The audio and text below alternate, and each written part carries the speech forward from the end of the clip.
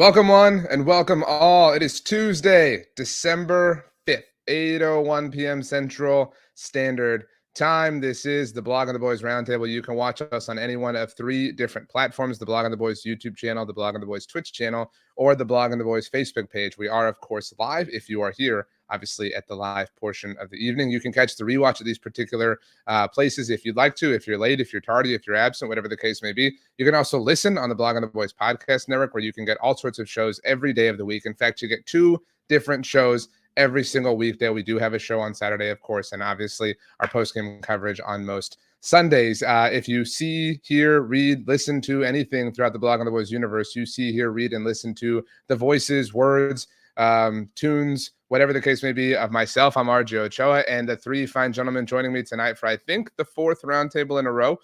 We go in clockwise order around here. Tony, Catalina, you are up first. You complained that we did not have a roundtable the last Cowboys-Eagles week, Tony, because it fell on Halloween. Lots of people, myself included, were trick-or-treating with their family. You said, I have a costume ready that I'm not going to get to show off. And here you are tonight ahead of Cowboys-Eagles, and you do not have the costume. So some people are saying you're a fraud.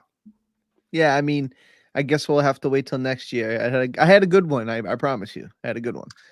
By the way, Tony, you do not get extra points, but I respect you wearing the 2015 Dallas Cowboys hoodie that had the hint of gold. That was such a great year to get any kind of gear. NFL's golden anniversary. So well done. David Howman, you're wearing a normal hoodie, not gold. Unless, it's like made of gold fabric, who knows, or gold threads. We were talking about threads a little while ago. How are you feeling on this particular first Tuesday roundtable in December at Blog on the Boys? I'm feeling good. I'm excited for the upcoming schedule here in December. Excited for December. Mike McCarthy, he's generally been very good in the month of December throughout his career. Much to Danny's chagrin, I'm sure. But I'm excited to see this team, how they're going to do in December, because the schedule is pretty tough, but I'm ready to see it. Well, his successor in Green Bay is undefeated in December. That was told to us 5 million times on Sunday Night Football. I was really shocked that nobody took the low-hanging fruit of saying back to December with Taylor Swift in the house, obviously, watching the Kansas City Chiefs. That was for you, Howman. Danny Phantom, spoiler alert from Howman, you are here. How are you feeling? You said you were a little bit under the weather. Have you had some soup, any kind of fluid at this point in time of the day? I've had lots of fluid. I have some soup waiting for me after this roundtable.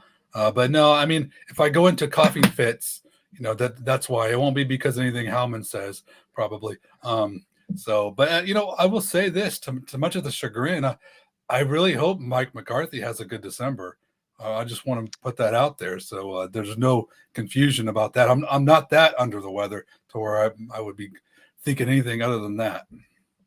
By the way, Danny, I can tell you, as you all know from personal experience, that our crowd is generally pretty patient when it comes to coughing fits. That has been my experience over the course of the last month. I do have to ask, what soup is waiting for you? Because now I'm curious. It's going to be vegetable beef, RJ. Not my cup of soup, personally, but I hope makes you feel. Tony, you made a face. You're not about that life either? Nah, I mean, I'm more of a chicken and corn chowder guy. That's my thing. That also sounds horrible. Howman, I guess, what's your preferred soup while we're on the subject? I mean, I had homemade chicken tortilla soup for dinner tonight. My man! There we go. Delicious. All right. Strong start to the evening for Howman. He has 10 points for his chicken tortilla soup take. Tony, Catalina, Danny Phantom, you are both sitting on some goose eggs right now. If you're new around here, shout out to those of you in the crowd. Brandon, we see you saying, let's go. Kevin, we see you. Tony, can you give us the Dak Prescott? Here we go. Here we go. Okay, here we go. That was better than what you usually offer upon command here on the roundtable. Watsamata says, time for some football. And Watsamata, check this out, fella, said, I finally put this time slot in my calendar app because apparently YouTube notifications don't get to me in time. If you are subscribed to the Blog of the Boys YouTube channel, please make sure you are. You can enable notifications whenever we post new videos, whenever we go live, although hopefully they're not as tardy for you as they are, Watsamata. Watsamata also wanted us to know that they were heading downstairs to the libations cabinet, Danny Phantom. Maybe that's what you need to hit up, feeling a little bit under the weather. Rick Ursulini says, what's up, guys? Also offers a here we go. Howman, let's start with a question, and then we'll kind of get to tonight's prompt. Says, so apart from an outside chance of winning the NFC East and wanting to beat the Eagles, does this game really matter in the big picture? I think it definitely matters. I mean, this is for all the talk that's been going on about the Cowboys can't beat a team with a winning record. And, there's a lot of debate about, do the Seahawks actually count as having beaten a team with a winning record? I side with yes, but still, I mean, these are the Eagles. They just got punked by the 49ers, but they've been one of the best teams record-wise all year. I did get rid of the giant hands just for you. But I mean, they've won so many games, and they've already beat the Cowboys. To be able to get revenge in Dallas, to prove that you can beat a team with a winning record by a big margin for a winning record, that would mean a lot. That would mean a lot just for the momentum heading into the playoff stretch. And also, of course, it keeps the hope alive of being able to win the division, being able to potentially get that number 1 seed. And it's just always nice to beat the Eagles. They deserve to lose. Tony Catalina, do you know the last time that the Philadelphia Eagles won at AT&T Stadium? I actually don't. Does anybody here? Because we're obviously talking about this game. Anybody have an idea? Was it on like the week after Thanksgiving in 2017? It was 2017, but it was the weekend before Thanksgiving. Okay. The Cowboys, it might have been 2 weeks before, actually. It was part of a 3-game stretch. It was the Philly loss at AT&T, the burning of Atlanta, as Jerry Jones coined it, and the Thanksgiving Day performance against the Chargers. That was the first time in Dallas Cowboys franchise history they scored single-digit points in 3 consecutive games. Also, fun fact about the last time the Cowboys lost to the Eagles at AT&T Stadium was the night Jerry Jones was celebrated for going into the Hall of Fame a few months prior. That, I don't know if you guys know this, was at the time the worst loss ever in the building for the Cowboys. So if you think things aren't scripted, think again. Anyway, do you know the last time, Tony, that the Eagles swept the Cowboys, which is what would happen if they were to win this game at AT&T Stadium? I do not. Howman, Danny, anybody. Come on, guys. You got to know your history. It's a big rivalry. It's got to go back further, because even back in 2015, I remember one of our wins was Romo, the Philly. Romo win in week 2, when he got hurt. So Oh, man. 2008. How about that? Not that far, but that did have 44-6, which nobody wanted to remember. Thank you very much, Howman.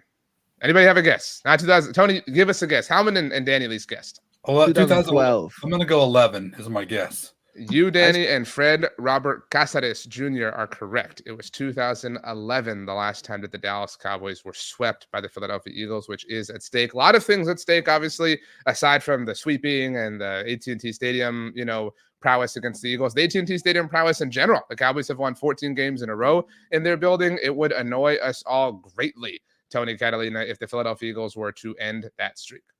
Yeah, absolutely. And I know we had just talked about the fact that, do we care about this game in the sense of like the NFC East and seeding?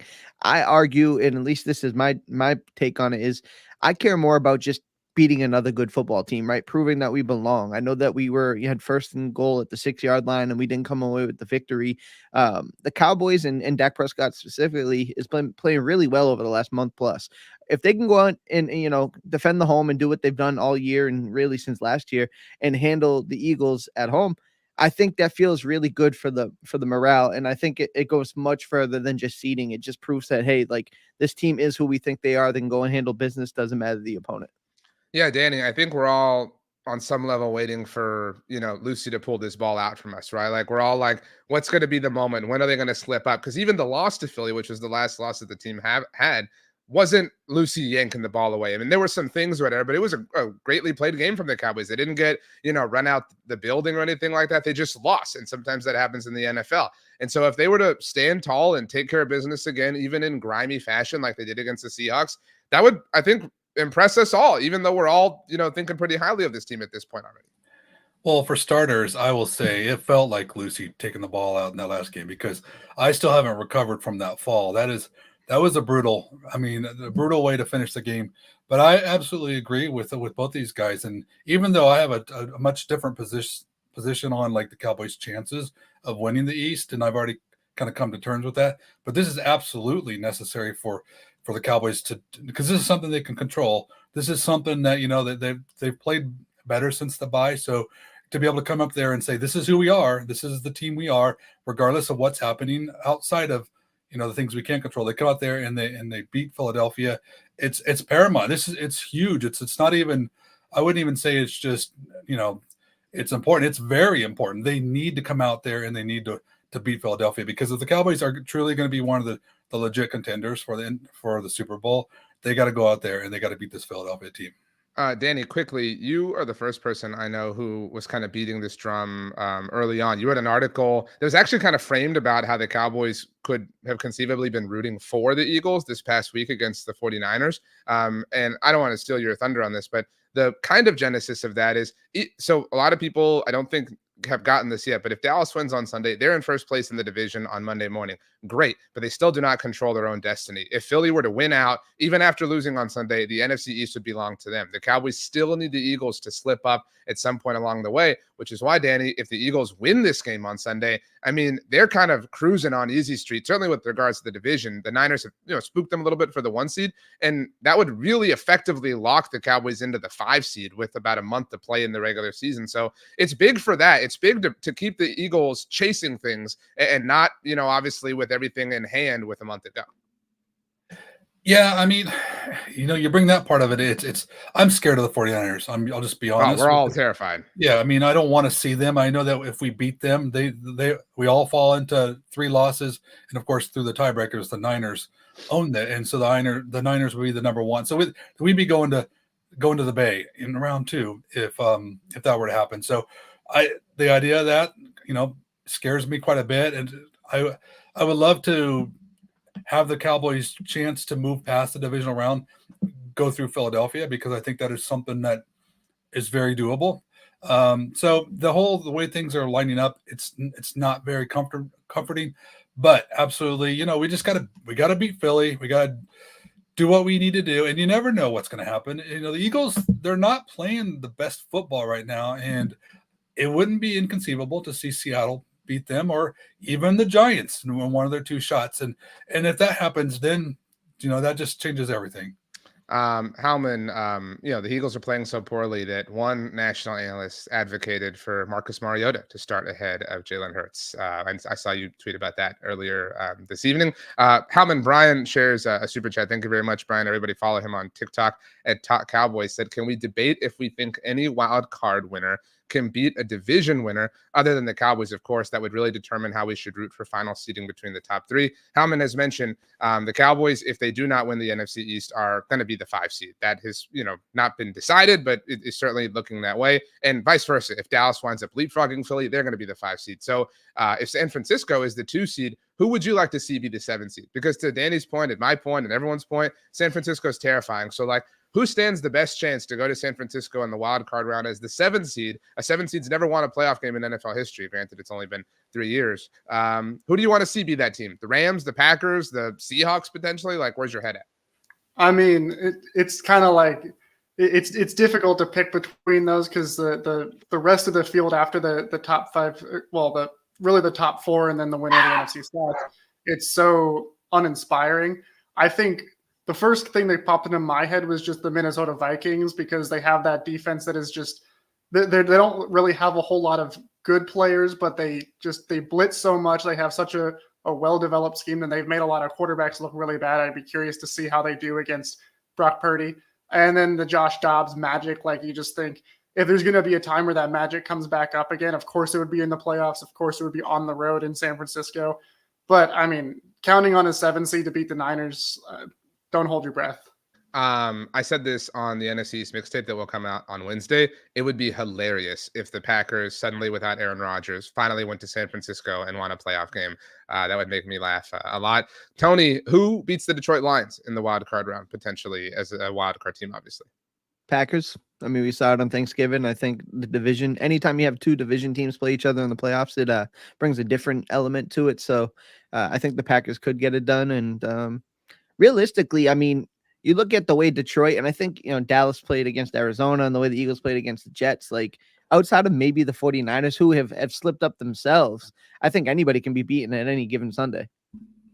All right. That takes us to tonight's main course. Are you a fan of appetizers, Danny? I could see you being somebody that's I don't believe in appetizers. I came here for the main course. I don't want to spend my money on that. This place has great steak. This place has great fish. I'm not here to mess around. I hate you, RJ. Is that true? Is that accurate? Yeah. I mean, I'll eat them, but I'm I don't go for it. It's hey, let's get an appetizer, and so. But it is more of a social thing. But yeah, I could totally see you being this place is known for whatever. Why am I going to fill up on something that isn't that and potentially contaminate the experience? So. And also too, there's always one guy who just thinks that the appetizers belong to him and doesn't realize the proportion. And for some reason, that annoys me more than anything. So yeah, not a big appetizer fan. Tony, I could see you being an only appetizer fan. Like you're the person who went to Chili's and bought the triple dipper as their meal. No. So I married a woman like that. Like my wife is like, we got to go to like the Chili's, like the $5 appetizers, and we buy the whole menu. Like that's her thing. I'm more of like a hearty meal guy, but I'll dabble in appetizers. Howman, I guess cast the deciding vote here. Are you for or against appetizers? Why don't you just guess what he is, RJ? Because I've already used that superpower once tonight. I do love an appetizer. I'm someone who has gone to Applebee's when they had their half-priced apps and spent way more than I intended to, and came out of there looking at the bill like, oh my God, how did I spend that much on appetizers? Okay, that is well said. By the way, an update on the points as we get set for the main course. Tony, you have 23, Howman 20, Danny Phantom 21. This is not a double points night like last week was, but I do want to let you all know that somebody is potentially going to hurt you. Watsamata says, that's not the comment I was looking for, but Watsamata not a fan of the 17 playoff formula in the NFL now. Where is it?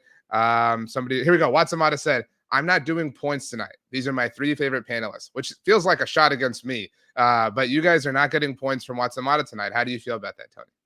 You know what? It's fair though. It's one guy who doesn't help me out, but he's not helping the other guys either. So it's okay. Speaking of, David has given you, David, 3 points for being the app man. So, you missed out, Danny Phantom, for not liking appetizers. You just never know what's going to earn you points around here on the BTB Roundtable. I asked each of our panelists tonight to come up with 3 reasons why the Cowboys will beat the Philadelphia Eagles on Sunday afternoon. I have copied and pasted exactly how you wrote them to me, gentlemen. So I hope you were proud of the way you chose to do so. Danny Phantom used some italics that StreamYard didn't support. So if the like kind of inflection of your point isn't found, you can add it yourself, Danny. Tony, you are our reigning roundtable winner, and it has been the 3 of you several weeks in a row. So we will give you the honors, but I will tell you that this first one actually kind of belongs somewhat to you and Howman together. But nevertheless, Tony, your first point that we're showing here tonight is Terrence Steele not having the worst game of his life will instantly improve the O-line play this time around. Yeah, I mean, it goes without saying. He had gave up 12 pressures or 4 sacks, and it was just a terrible day. And you know what? The Eagles are probably going to try to make that matchup something they make a focal point, right? Hassan Reddick's probably licking his chops, but I think everything that we know about Terrence Steele and everybody says about him is the guy is a really internally motivated guy. I think he understands what's at stake here, and we don't need him to have the best game of his life. We just need him to not have the worst game of his life. Tyron Smith on the other side is playing really well. Tyler Smith's playing at an all-pro level. Zach Martin is Zach Martin. And if Tyler Biadasz can just be okay and average, I think the Cowboys will be able to dissect this Eagles defense that is entirely beatable with a quarterback who's playing the MVP level. So if we can just get Terrence Steele to not have his absolute worst, I think the Cowboys offense could really have a field day. Yeah, there's some regression to the mean there, right? Like you literally cannot be that bad again. And you could argue, Danny, you got Lucied, obviously Charlie Brown style, that Terrence Steele lost the game in Philadelphia based on what happened, obviously, at the very end. Howman, you worded it a bit more bluntly. You said Terrence Steele holds up in pass protection specifically. Yeah, and I said holds up, not holds. We don't want any of those holding penalties either. Wiping out touchdown runs. But yeah, I mean, Terrence Steele was, I don't know if I'd say he was the reason that they lost, but he definitely contributed to it. Having a terrible game like that, I do believe it was definitely the worst he's played since his rookie year, when it was just evident as an undrafted rookie. He shouldn't have been out there, but he was forced to go out there because of the injuries. I mean, that was just an uncharacteristic game, even though he is generally a little bit weaker in pass pro than he is as a run blocker. But if you can get an average game from him where he'll give up a couple of pressures, might give up a sack. He kind of gave up a sack against the Seahawks, and Dak just through sheer will broke out of it. So he helped his right tackle out there. And now it's time for Steele to help out his quarterback and just have like a regular, normal, average game. Because, I mean, it was really a game of inches. We all talk about the 2-point conversion, the Schoonmaker touchdown that wasn't. But also, if you don't have those 4 sacks he gave up, all the pressures where Dak was running for his life, you probably have a better shot of winning that game. And if he can just get back to how he has been, and he has been better since that game too. Like, to his credit, he's battled back from it. Then you like your chances going into this one.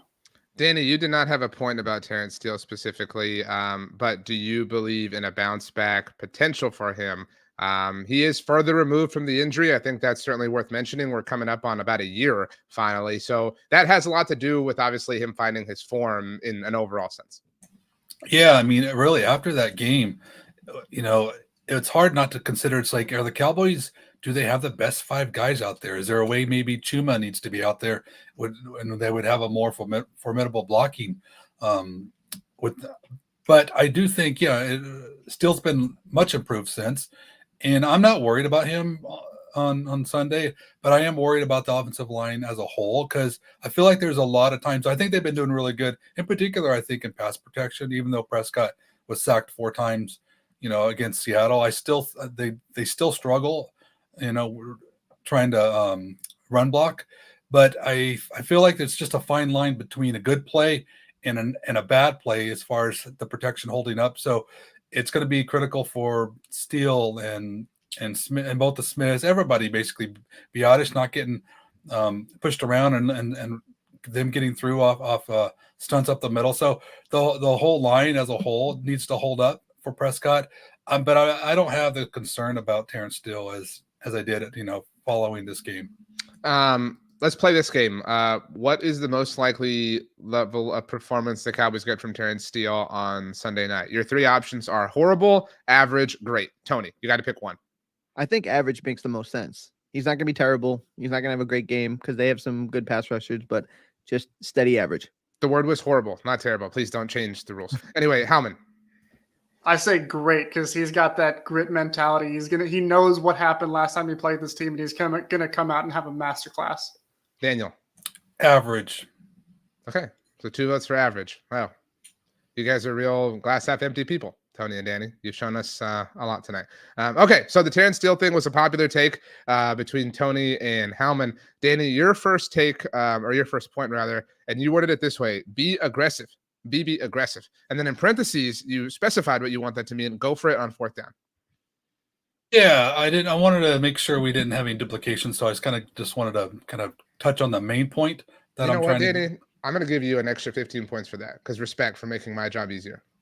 I was trying to, so you don't actually have to have the parentheses, up there for my descriptions. But yeah, basically, I mean, I just want the Cowboys to show a high level of aggression. I think, look back at that first game, and there's the opening drive of the Eagles where they had like a 4th and 3 around the 30. They went for it and they scored a touchdown. I remember later in that half, the Cowboys had a 4th and 3 around the 30.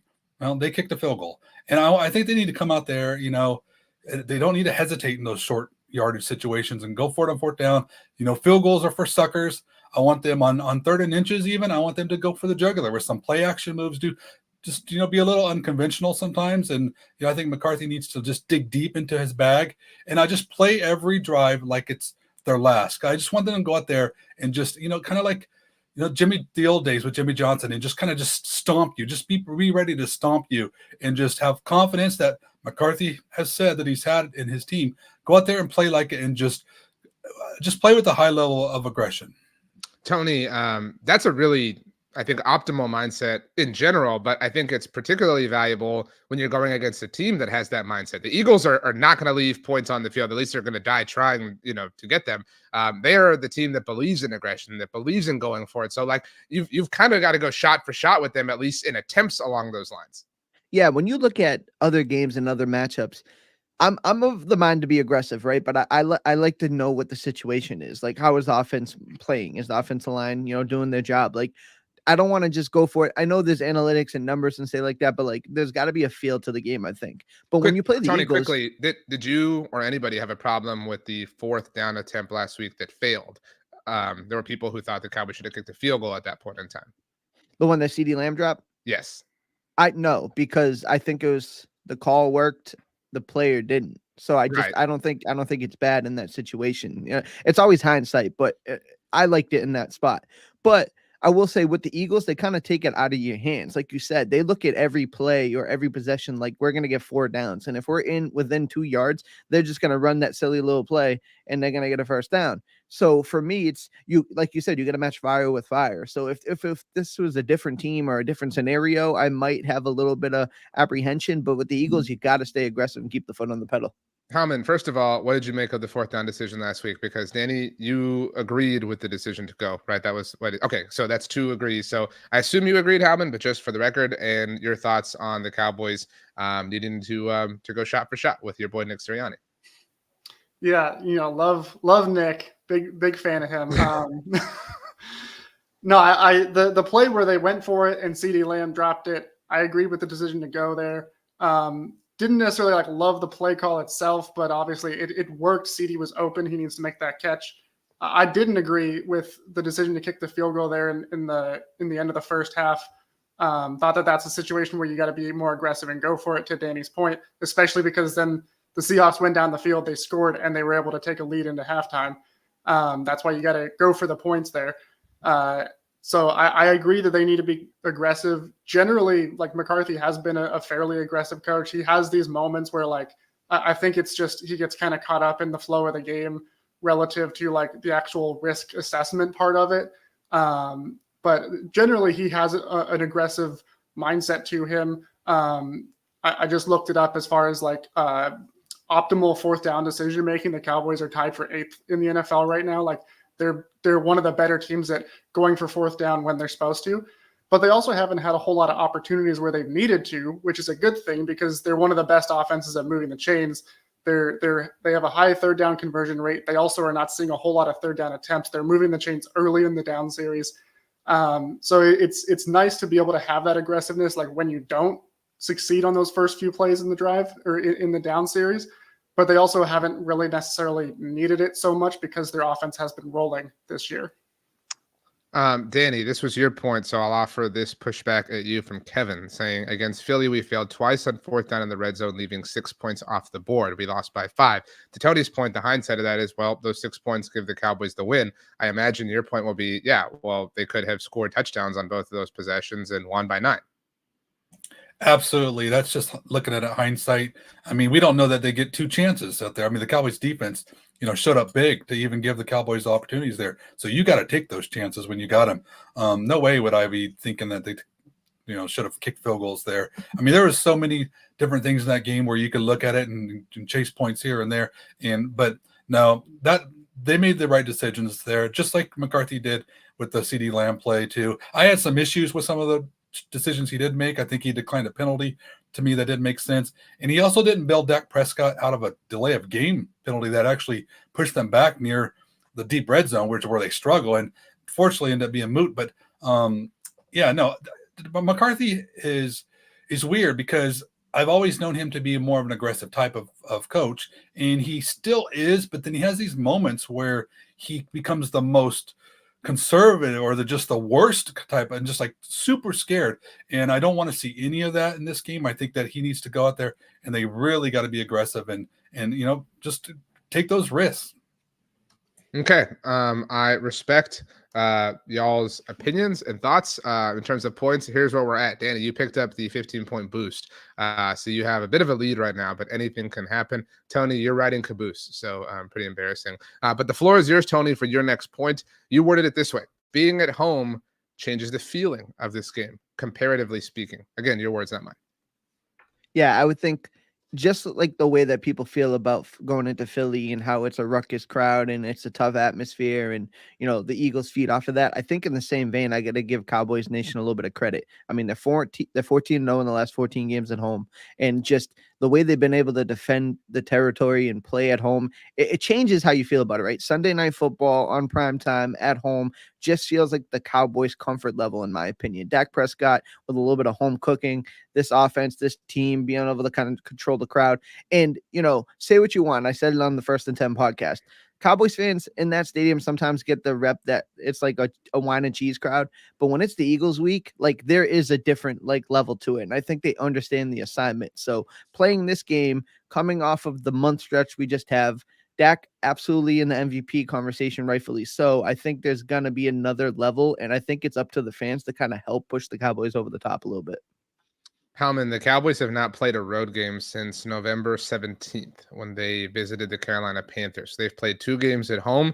The Eagles have also played 2 games at home, but the first of which was against the Buffalo Bills that featured overtime. They played 1,000,000 plays in that game, and they just played a very tough, embarrassing game against the 49ers and have to travel to face a Cowboys team that's coming off of the mini bye. People say what they want about the way the schedule ultimately kind of shapes itself out, but beyond the fact that the Cowboys are at home, they have all of the advantages. You would kind of, stand to reason with regards to how things set up, independent of the football itself. Yeah, it definitely lines up nicely for them in this situation. And, going back to that last game where it was in Philly, I mean, that was a really close game. Every way you look at it, everything we were talking about after that game was like, it really is a game of inches. All the different cliches like proved true in that game, and it was just a back and forth. It was so close, and the immediate thought was, well, in about a month, like we get them back, and it's in Dallas. Like that's where the Cowboys are just dominant. They just beat teams at home. They've actually turned it into a home field advantage. And granted, against the Seahawks, it wasn't necessarily so much of a home field advantage. They were really, had their backs against the wall, and they had to really dig in and win that game. But I think this team really has the mindset of like, we need to protect our home field. Like we need to win when we're in front of our own fans. And that's something that has really kind of turned the corner with Mike McCarthy showing up. And he's used to having a home field advantage, having been in Green Bay and the natural advantages that come with being in Lambeau, especially later on in the year. Not quite the same weather kind of thing with Dallas, with it being indoors, with it being obviously in Texas and not Wisconsin.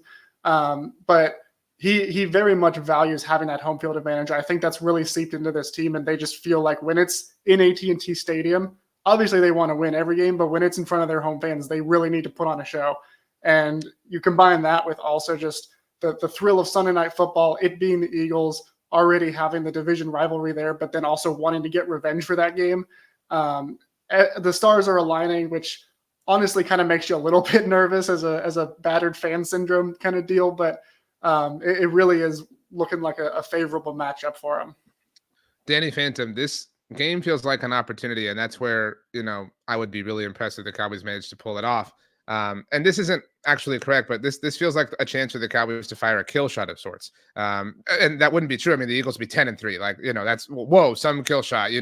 They still have complete and total control over the NFC East race, but they are reeling, the Eagles. And a lot of the national media or national favor has kind of soured on them. I think a lot of people are kind of, jumping on that they might be a little bit fraudulent kind of takes. Like if you beat them, you send them into a tailspin of emotions. I mean, and that would be really impressive if the Cowboys could, be the big brother that beats up on the little brother. Like we talk so much about their success against division rivals, but this is a different kind of opportunity here to really, mess with them a little bit, like ruffle their hair. That's what I want to see.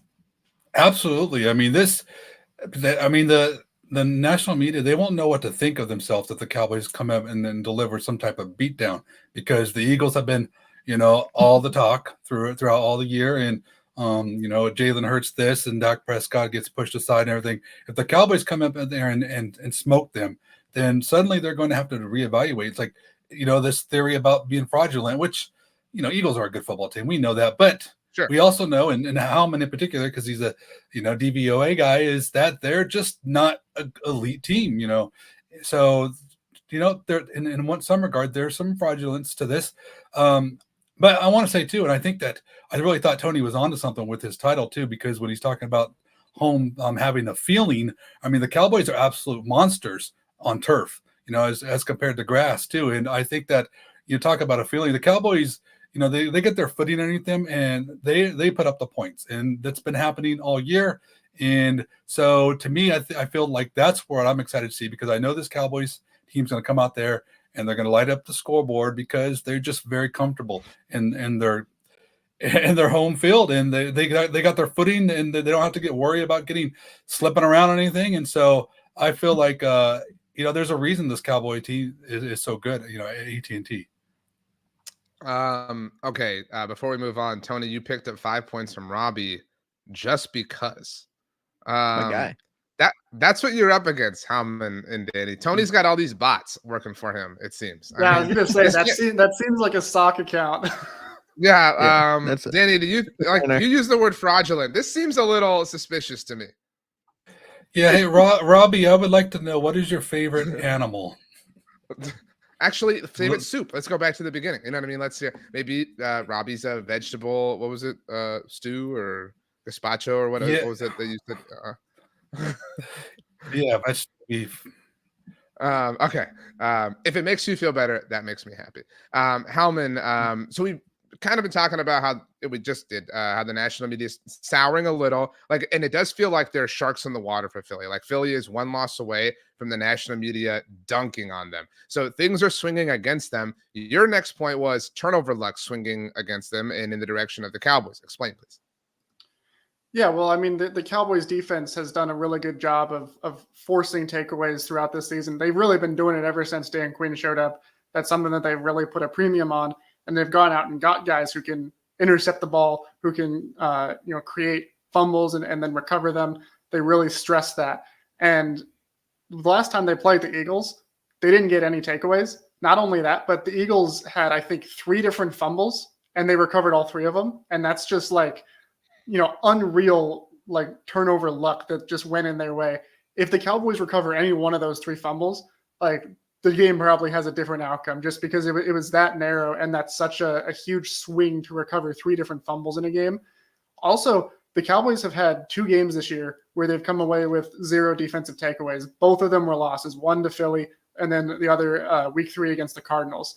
So I'm not going to sit here and say, like, correlation is not causation. It's not like they get a turnover, they're automatically winning the game, but it obviously helps a lot. And especially with how this defense the last couple of weeks has struggled somewhat in actually getting stops without takeaways, going against an Eagles offense that really is what drives this team. Their defense certainly isn't what's keeping them in these games. You need to be able to get some of those takeaways, and you need to be able to do it reliably. They couldn't do it against the Eagles the first time around. If they can do it this time, assuming everything else kind of holds similar to how it was in the last game, I think they have a really good shot of winning. Just for the record, David has now challenged Robbie and given Howman 5 points just because. So, Danny, you are still waiting in the just because category, but I think that is going to happen for you. Tony, I don't want to, turn Howman's point, but regarding the last Philly game for the Cowboys, it was other luck that worked against them. Dak Prescott stepping out of bounds on the 2-point conversion, the weird Luke Schoonmaker play, if you Howman writes our 5 plays or 5 most important plays post every week at bloggingtheboys.com. If you picked the 5 coin flip moments, they all went Philly's way, and that's not Philly's, or fault or Dallas's fault. It's just the way that, things shook out on that day. Like, again, in the spirit of regression to the mean, you would have figured that at least one of those breaks Dallas's way, which could swing the overall level of competition. 100%. Like, for everything to go the Eagles' way on that particular night, it just seems so crazy, right? Like, the Schoonmaker thing being an inch short, Dak Prescott getting pushed like 1 yard or whatever. Like, there was just so many different things. 3 fumbles not getting recovered by the Cowboys. Like you said, just one of those changes everything. So with that being said, like, that you say regression to the mean a lot, and because it means, it's real. It's like a real thing. Like, in my opinion, I think it's something that is eventually, because think about it, we have a lot going in our way this year. I know there's some people that say, well, the Eagles get stomped, right? Well, they're going to come out angry and want to prove that that's not the team and, Dallas. But then you look at it and say, the Cowboys defense played bad last week. And then Deron Bland played really bad last week. So it's just like, there's a lot of Cowboys elements that want to come out and change the narrative themselves. So eventually, when you look at the way the ball bounced against the Eagles last time, some of the internal motivation that the Cowboys have, plus being at home, you really got to like the Cowboys' chances on Sunday. Yeah. Danny, are you a believer in, I guess, turnover luck swinging? I was really disappointed in the Cowboys not generating a single turnover against the Eagles. Things have developed a little bit differently, but at that time, Jalen Hurts was a turnover machine, and the Cowboys couldn't technically force one. Again, there were fumbles involved that they didn't recover, but that was a big bummer to not be able to kind of do what all these other teams had done at that point in the regular season. It was a big bummer, and I don't feel like we're owed any luck. Like, it's, we're due. It's because basically it's another coin flip as far as who's going to be on the advantage of on the right side of the luck this time. So, but I will say this. The Cowboys need to make their own luck, and that was one of my points actually. Don't spoil it, Danny. Chill out. Be cool. I mean, we still have to get through them all. It's already spoiled. I mean, there's nothing that's different about it. But I'll try to make this different. Fine. Let's get to your next point, Danny, which was make your own luck by playing smart football. And then in parentheses, I'm keeping the parentheses, even though you told me I can remove them. You put penalties and turnovers, which is this exact subject. Yeah, that's right. So I mean, obviously, you want to play a clean game. The Cowboys, I just don't want this to be one of those games where the luck plays a role in the way you can do that. And like luck wasn't going to save the Eagles last week, but they've been in these tight games where they've just been able to pull it out in the fourth quarter. So the Cowboys need to remove that from the script, and to do that is to just lay a beat down on them. But I think, they want to be protective with the ball, they want to be aggressive and force Hurts to make mistakes. And you want to be able to just pounce on all the opportunities that you can. But the Cowboys too, they have to be disciplined, I don't even know what to say about the penalties. I cannot get my mind around how a football team this talented struggles. So, but both sides of the ball, we can't point to, offensive line coaches, the main culprit, everybody. It's just, they're not getting it. Something's not happening with the coaching for them to be making these kind of penalties. It's very unsettling, and we cannot give Philly extra chances. So I think they have to be more disciplined. And touched on it already, but there were so many factors that moved the pendulum in the last game. And the Cowboys, it would be nice if we're on the right end of that, this time around. So I just think it's just the little things, and I want the Cowboys to hopefully maybe things will go right for them this time around. But you got to make your own luck. You got to force the Eagles to make those mistakes. Can't rely on them to running in their own selves and fumbling the ball and being right there to jump on it. You have to, you're gonna have to create your own luck. That's well said. Okay, a couple of things to catch up with from the chat before we get to you, Tony. My buddy Bobby says hello from the Netherlands. That's where he's at. Bobby is on the European brigade, I guess is maybe the best way to put it. Bobby, hope you're having fun. Also, the chat is weirdly obsessed with the beards of Tony and Howman. So congrats to you both, I guess. Good job in that sense. Tony, I want to take Danny's point to you. I'm going to try to catch up on the math of these points. By the way, there's a lot of points being handed out. There's something really badass to how the Niners were like, oh, you think you have luck? Like, you think Big Dom is like your level of luck? Who cares? We're just going to obliterate you. Like, we do not care what kind of luck or weird sports prowess you think you might have. We are so much better than you that it's going to be a scream into the void. Like, this is welcome to the pit of darkness. That's who the 49ers were against the Eagles. And to Danny's point, it would be awesome to see the Cowboys. I would take that to a different level beyond making their own, like, make luck insignificant. I don't want to change your point though, Danny. Yeah, I think the 49ers kind of put the mirror to the Eagles' face and showed them who they really are, right? I think the 49ers are who the Eagles think they are. You know what I mean? So I think, oh my gosh, what an awesome line. I hope Eagles Twitter finds you for that one, Tony. I hope they do it. That'd be a great week for it. But for me, I think the Cowboys could have end up being the knockout punch. I think from Howman said with the DVOA and some of these advanced analytics that tell you, like, the Eagles, yeah, they find a way to win, but they're not like, they haven't been playing at the level that their record actually indicates. And they've been skating by and getting by, by the skin of their teeth in some cases. The 49ers punched them right in the mouth, showed them exactly who they can be. If the Cowboys are able to go out there and beat them too, I don't know. I mean, again, I'm not an Eagles fan. I'm not around that fan base. I don't know what 2 losses to their 2 major competitors would do to the psyche of that team, right? I think Nick Sirianni's the type of guy who, probably doesn't take well to something like that, so I just don't know what it would do. And I'm interested to find out. I mean, this could, and I don't know if this is a popular opinion, but this is how I felt all week. I'm less concerned about the Cowboys winning this game for like seeding purposes or the 1 seed, because I've kind of resided to what Danny said about, like, it is what it is. Like, let's go out there and win football games because you want to win football games and try to play the best football you can. But if the Cowboys end up the 5 seed and still find a way to smack the Eagles, I can live with that, because now we know we belong in the same ballpark. If you didn't already know that, now we know for sure. Like, okay, the big bad boogeyman is the 49ers, but we're definitely not afraid of the Eagles. And that's just another stone turned here to a possible championship run. Howman, to the overall point, I know we don't like the Eagles, but it was genuinely and legitimately interesting to see them kind of squirm, right? Like that hasn't been the case, for almost 2 years at this point in time.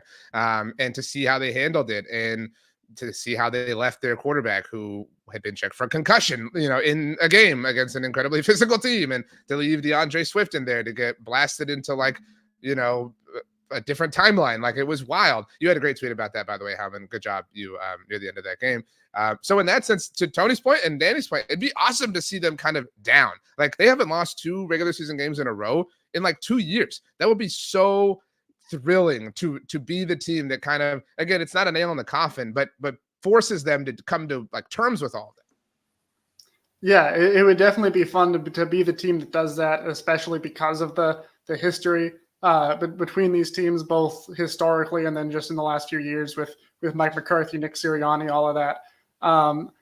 Really, honestly, part of me kind of wish that the Eagles had pulled out that game just so that like Nick Sirianni afterwards could do the whole like, this is for Dom, like he did with Frank Reich a year ago. I think that would have been just like peak content. But it really was it was satisfying for me as someone who, through all of their just like absolutely lucky wins this season, kept on saying like they're really not that good of a team. They're just finding ways to win. And for them to just get completely outclassed against the 49ers, much in the same way the Cowboys did, was kind of like, it felt a little bit better.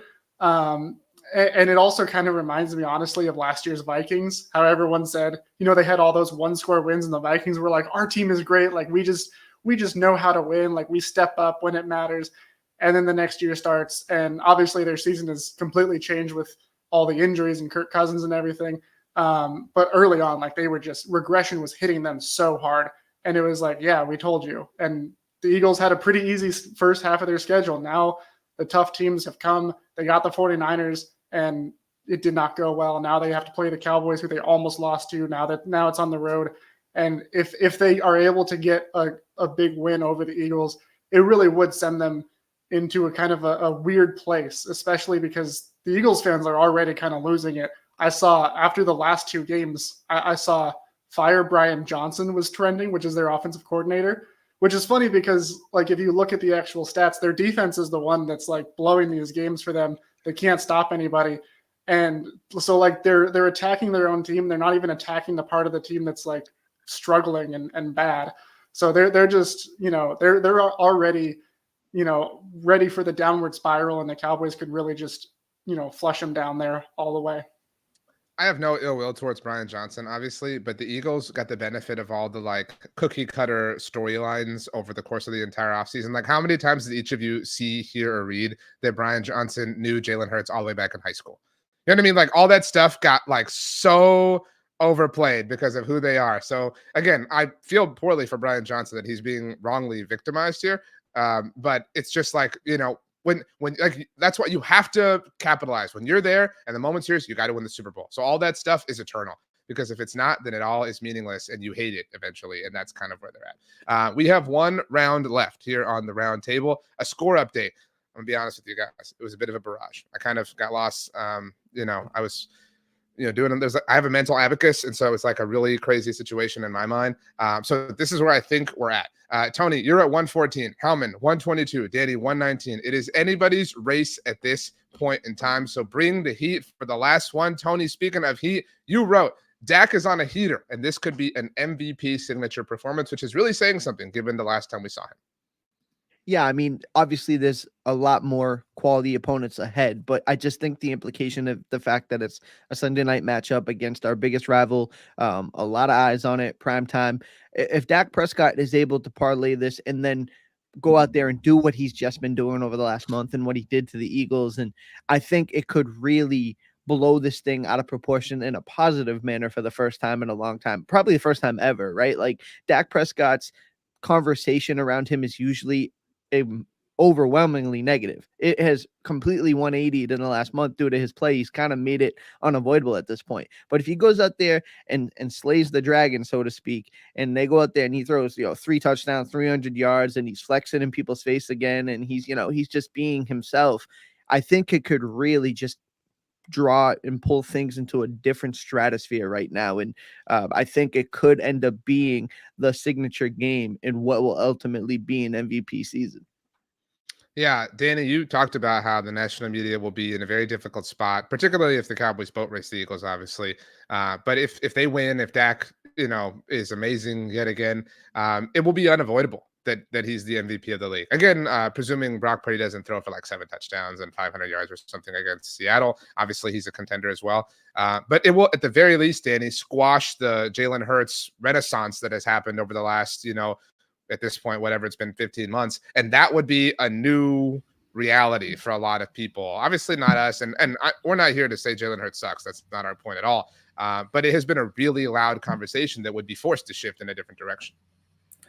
I guess so. I guess I would like to see Dak Wow. kind of to dig himself in a hole first, maybe in the game, and then kind of uplift the team. Right. And you saved yourself. Absolutely. No, for sure. I think, and not just this game, but just the games following too, because we got some really tough opponents, lined up, and Prescott has a chance. This is, the way he's been playing is the best he's ever played. I mean, I can't remember his decision making being so sharp as far as when to break pocket, when, make the throws he's making. It's just incredible. I mean, I remember like this whole CeeDee Lamb, AJ Brown debate, and I don't even think that to me that seems laughable now because the way that CeeDee Lamb's playing and the things that he's doing, and all this is orchestrated from Prescott. The way that Ferguson's playing. Brandon Cooks is just looking like Brandon Cooks. Absolutely, he comes out there and he torches the Eagles and wins game and has one of those games against a good team. I mean, I think this could. It's on. He's on the path, and this could just put him on the fast track.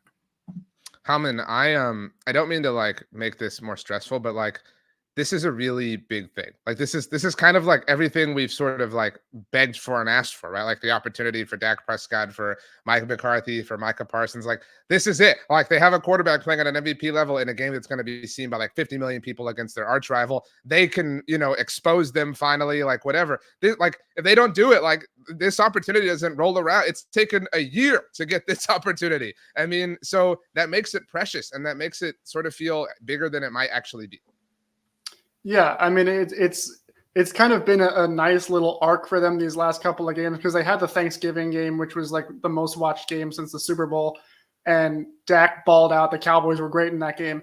And then another week, Thursday Night Football, and I don't know what the actual like streaming numbers were for that game, but I mean, it's an isolated game. Everyone was watching Thursday night as opposed to like, one of a bunch of noon games. And again, he has a great performance. Defense doesn't play well. Now he actually like has to go out there and save this team, and he does it. And he has a few like highlight plays in the span of a really good game as well. And now Sunday Night Football, again, another isolated game that everyone's going to be watching against a really good team like the Eagles. He can have this great performance. He can go up and beat the team with the best record in the league and against Jalen Hurts, who also is an MVP contender based on the NFL odds and everything like that. And it's like, to your point, yeah, it is a little bit of pressure, but also in the words of Dak Prescott, pressure is a privilege. So he's built for this. He has made his whole career out of rising to the occasion when it's time for him. I'm not really too concerned about him being able to step up on this stage. Okay, that's really well said. There are a lot of points coming in. This is going to be a photo finish. Did you have a point, Danny? I just real quick because of Howman's last statement is he's made a career of rising to to that performance. And I wanted to say something is actually Prescott has a chance to play a little bit better in these moments to where honestly I don't think he has. And I feel like the player I'm seeing right now is the player that can do that. And I think that you come, the games that counts and the playoff times. If Prescott is playing like this, he will do something that he hasn't done before. And that is big, where he can carry his team, play at a high level. Prescott's not the reason we lose games, but he also hasn't been the reason that we won. And he can be that reason. And this is what I think is different about Dak and why this could be different. That's all I want to say. I mean, I would offer. I think you agree. He was the reason they won last week, right? Like the version of who he is has become a different level of like dude who's able to carry the team. And so, if he can do that again on Sunday night, that would go a long way, I think, in the eyes of a lot of people. Tony, I would like you to read Howman's last point. I want you to read it out loud, exactly the way it's written, and then I want you to guess what you think he means by it. Do you understand the rules? Yes. Okay. Go ahead. Texas Coast go Burr. Got it. It means it's So- money. It's money. I need the energy. You gotta Yeah, every R. Come on, Tony. Let's Texas Coast go Burr. There we Okay. go. Period. Danny, I know you're sick, but can you please save us? Like that was horrible. I mean, I don't even know what he means, so I couldn't even. I know what he's. I know what he's. I'm picking up what he's putting down here. Howman, what is your point? Can you maybe phonetically tell us what you meant by this? Yeah, so the Texas Coast, of course, is the Cowboys offense, and it's been a well-oiled machine that when you turn it on, it goes brr. So like that's phonetically why I put it the way that I did. And this is really the sound just of a because- machine, like a machine humming. Is that what you're saying? Right. Okay. It's also a common Interesting. internet meme. I'm too hip for the kids here. Whoa. Okay. I mean, Tony's got the backwards hat. He picked up on it, so I know. I didn't pay. I thought it was like it was cold or something. It's like, why would you want that? So I'm not part of the hip crowd. It could also work because Dak Prescott has ice in his veins. So Okay. Common, you know, All right. in the mind of some analysts, this backwards hat is a negative, though. You know that, right? For me to wear this backwards hat, Tony, I'm want not to a good take away so quarterback. many points for that. I mean, come on, Tony. You know. Howman, so you believe the Texas Coast offense is going to pick up where it's left off as of late? Yeah, I mean statistically they have been the best offense in the NFL since they came out of the bye. They were doing well before the bye, but they've just gone to a whole new level. Mike McCarthy has, really done a good job of adjusting to some of the things that they weren't doing in those first few weeks. They've been one of the most motion heavy teams since the bye. They're throwing on early downs a lot more than they already were. And really it's, we just talked about Dak Prescott and how great he's been playing. And like so much of that obviously is because of Dak, but also this offense. And he even said after the Thanksgiving game, like, this is the most confident that he's felt in an offense. And for all of the, I guess, debate after they got rid of Kellen Moore and he goes to the Chargers and everyone says like, oh, Kellen Moore, like he made Dak Prescott look good, him and Justin Herbert, like that's easy money. And like the Chargers are going to be so good.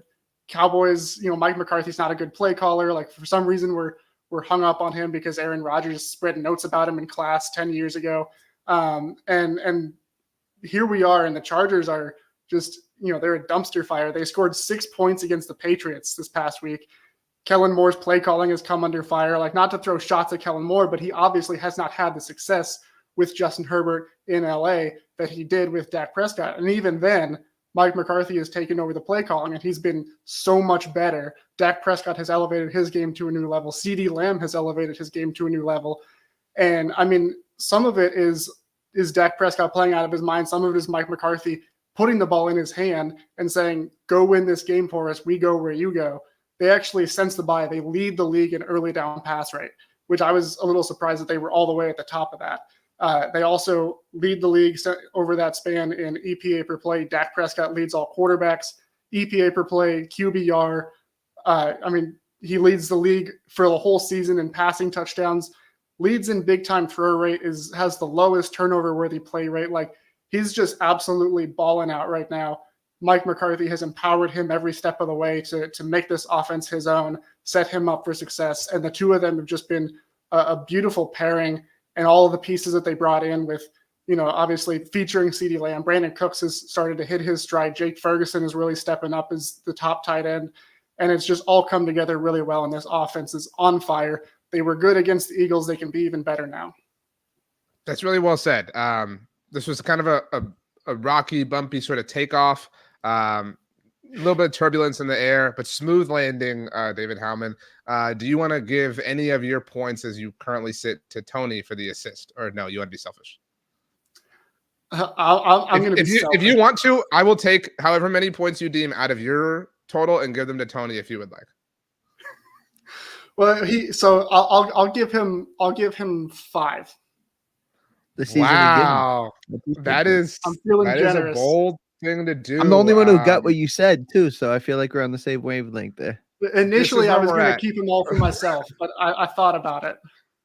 This is where we're at as we enter Danny's last point, which is the last opportunity any of you have to pick up points. Tony, 153. Howman, look what you did. You only have a 1-point lead on him. Danny, you haven't gone this round, which is why you have a little bit of a trail going on, 141. But the floor is yours. You wrote, he who helps their QB the most wins the game. Parentheses, win the ground game battle. Yeah, and I know we've been talking about Dak Prescott, how great he is. Jalen Hurts, they're both MVP candidates, and obviously they're the biggest players, on their respected units. But I think it's you're just gonna have to they need some support. And a couple of things, like the Eagles are 0-2 when Jalen has to throw the ball 40 plus times. They're 0-2 when they aren't able to run the ball 80 yards in a game. So that's, there's a way to beat this Eagle team. You make Jalen win the game. Don't let his supporting cast do most of the heavy lifting. But similarly, they got to give Dak a little help too, because Dak has won a game when they thrown the ball 40 plus times. That just happened, against Seattle. But the other times they're 0-2. So, and they're also 0-2 when they don't hit the 80-yard rushing mark. So I think to me, it just kind of focuses on, this is one of those games where you got to get a little dirty, and you're going to have some success running the ball. And the Cowboys have all kinds of struggles with this. And this is something that, they got to get fixed as we go into some of the, tougher teams and into the playoffs. They can't just rely too much on Dak as great as he's playing. So I feel like, to me, is that the team that's able to go out there and help the quarterback, not just running the ball, but just making the plays with turnovers and just game-changing plays, it's going to be a difference maker. I don't think the quarterback that is asked to do too much in this one is probably going to be the losing quarterback. Tony, I think this is a fair take. Like, if you expand it beyond just the ground game, because that's kind of the strength of the Eagles, is they do everything to help their quarterback, and he thrives as a result of it. Not to take away from Jalen Hurts' talent, obviously, but if the Cowboys can match that, it goes a long way. Yeah, I think I'll take it a step further. Like you said, it's not really about the running game to me, but I think the best way to help this quarterback and the team in a whole is get out to a fast start, right? Force what Danny said, to have Hurts have to throw the football. You go up 2 scores, 14 points, 10 points, 17 points, whatever the case may be. Then you force the game out of DeAndre Swift's hands. You force the game into Jalen Hurts' hands. And I think a lot of people would rather that situation. Look last week against the 49ers. Swift only had 6 carries. He's been an explosive guy all year for them. He's been a really good pickup. So if you force the ball, that's what they want to do. They want to run the ball. They want to get into 2nd and short, 3rd and short, and get into these tight situations. Take nothing away from Hurts. I think he's a solid quarterback. I think he gets obviously elevated from the pieces around him, but like Danny said, you get him to throw the football more times than they want to, he's probably going to come up with an interception, or there's going to be opportunity there. We have opportunist guys in the secondary, and I think the quickest way to do that is to get out in front. And I'm always team defer. If you win the toss, I want to be on defense. In this case, with the way Dak Prescott's playing, the way the offense is playing, and the way we can attack the Eagles and kind of put them on their heels, I wouldn't mind taking the ball first and trying to put points up early and often. Howman, your overall thoughts here, and who do you think will help their quarterback out the most in an overall sense? Well, I kind of agree and also disagree with Danny's point. I agree on helping the QB the most. Whoever does that wins the game. That just kind of on a general level, like the more you can play like as a team, the better chance you're going to have of winning the game. Obviously, you don't want your quarterback to have to play hero ball all the time. And speaking of, Dak Prescott actually has the 2nd most drop passes in the NFL. So the Cowboys do need to help him out a little bit. But also, as far as like winning the ground game battle, I just think that's a difference in offensive approaches. The Eagles have very much made their offense about the running game. Some of that is just because Jalen Hurts is a really good running quarterback. Not saying he can't throw the ball, he can. But between him and Dak, they're both mobile guys. But obviously, Jalen Hurts is the one who should be running more QB design runs. And the Cowboys have been very judicious with how they've drawn up those design runs for Dak Prescott. But I don't think that you don't want to go into a game against the Eagles and say we got to win the ground game, because you're not going to win that fight. And especially when the Cowboys have had the challenges that they've had with their run defense, the Cowboys aren't really a running offense. Like their run game has gotten better as they've thrown the ball more because it's spreading out the defense more. It's opening up more running lanes. But they're a pass-first offense, and rightfully so when Dak is balling the way he is, when CeeDee Lamb, Jake Ferguson, Brandon Cooks are playing the way that they are. So, I mean, I just think you got to stick with what's working. If you go into this game and, your running backs for the Cowboys have, maybe like 10 carries and 24 yards, like you can still have a really productive day on offense. Obviously, you want your run game to do better than that, but their bread and butter is throwing the ball, and they do it pretty well. The Eagles run the ball a lot. They do it pretty well. I just disagree with saying like you have to win the run game necessarily to have a shot in winning this game. Pencils down. All right, hands up. I need hands up. I need to see them from all three of you. Danny. Thank you. The final points have been tallied. It was a wonderful roundtable. You all got a lot of love from the crowd. I love seeing that happen. Great job. The chat was amazing tonight. Before we do, I think we might make this a weekly kind of tradition. Howman, you just started it a little while ago. Does anybody want to give away points? It can be from a spirit of generosity. It can be from a spirit of arrogance. Maybe you think I got so many points that I can just give them away and I can still win. You can give away however many you want to whoever you want, or you don't have to give any away. Tony, we'll start with you. Danny, we'll start with you because you raised your hand. That was very polite. I just agreed with Tony's point about taking the ball first because I never want to do that. But I think that does send a message. If you have confidence in your offense, I think that's a great point. I would like to give 2 of Howman's points to Tony. That does not work. Do you want to give Tony 2 of your points? No, never mind then. Okay, so you're holding on. Tony, you raised your hand next. Do you want to give any of your points to either of your competitors tonight? When I say no, it's out of respect for these guys, right? Because I need every point I got. I hope I can win, and I know if I give them away, I'm probably going to lose. By the way, a lot of people said that I won in the chat. Like I'm just telling you what people said. That's really just reading. You must have a different chat that we got. David said fastest hour in my week. Watsamata saying no, don't give away any points. So Howman, it's up to you. You were the first person in Blogging the Boys Roundtable history to give away points. Do you want to do it now? You could look back and you could regret this forever, or it could be the ultimate like walk-off move of power. Do you want to give away any points? And if so, to who? You don't have to. Well, the only person that I would give points to is you, RJ, for hosting such a great show. Wow. See, Danny, I really did win. Well, so that's a no on giving away points, actually? Right. Okay. Well, you did give away 5 of your points, but it was not enough for Tony to really do anything. Tony finishing in 3rd, Danny Phantom finishing with the silver medal. Our winner tonight, making Blogging the Boys Roundtable history despite giving away 5 points, takes it home. David Howman, congratulations. Well done. Historical. Well, oh my gosh. They're going to sing songs about this, David Howman. Well done. Yeah. I mean, there were a lot of people talking about after I gave away the points, like, what if he doesn't win? I guess we'll never know. Wow. What the hell? Why would you do that? We had a good thing going, David Howman. Tony, are you embarrassed that you were given 5 points and still got last? Of course, I'm a winner, man. I'm a champion here, and I just came. No, you're not. Look at the standings. Do you want me to put them on the screen again? What is this? Are you a winner here tonight, Tony? That's what I'm saying. I dropped the ball tonight. That's all I can say. It's on me. Danny, do you wish you'd given away points now that you didn't win? No, I wish I'd given away 2 of Howman's points, to Tony, like I tried to do.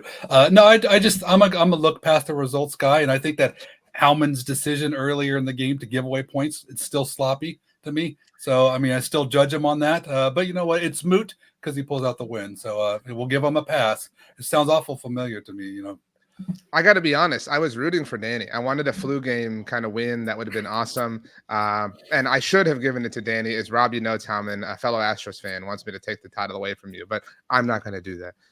Wow. Richard says that you deserve it too. Always defer. So even though that was Tony's point about deferring, yeah. So wow, Tony, you're getting robbed left and right. That stinks. Howman, do you have anybody you want to thank? Anything else you want to add before we get out of here?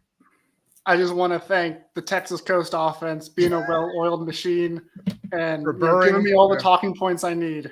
I just want to say one thing is my mom. I know my mom's watching, and then Mom, I know that they've been dogging about the soup today that that my wife left out on the counter for me, and I'm grateful for that soup. I just want her to know that. So I don't want to get back to her that that was just terrible choice of soup.